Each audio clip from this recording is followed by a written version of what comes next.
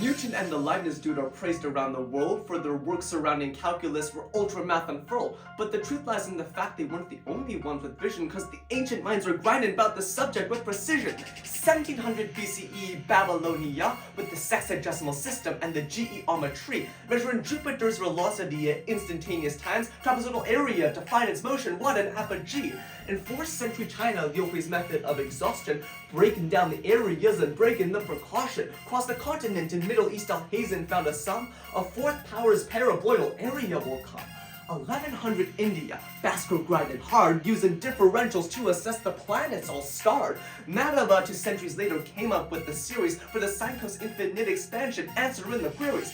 Part of this assignment is including worked examples, and for that we introduced the ancient Greeks with problem samples. Eudoxus showed that circle area is proportional to r squared. Euclid found that circles are all similar, he declared. Then Archimedes came along and found the area, slicing up the circles into triangles with hysteria. And for that, I will turn the explanation over to my friend Matthew.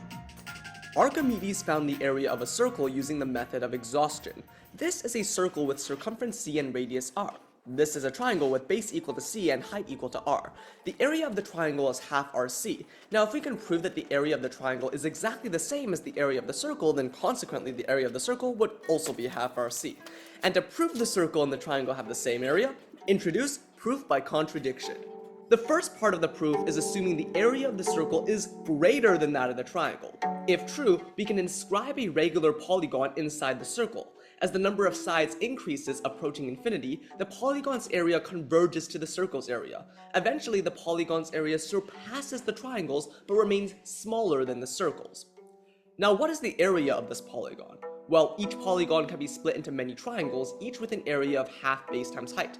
Adding up all the triangles, factoring out half h, and simplifying the summation of all of the bases to the perimeter of the polygon would yield the area of the polygon, half hp. Notably, h, height, is always less than the r, radius, and p, the perimeter, is always less than c, the circumference. Therefore, half hp is less than half rc, meaning the area of the polygon is less than the area of the triangle. But this contradicts the fact that the polygon is larger than the triangle.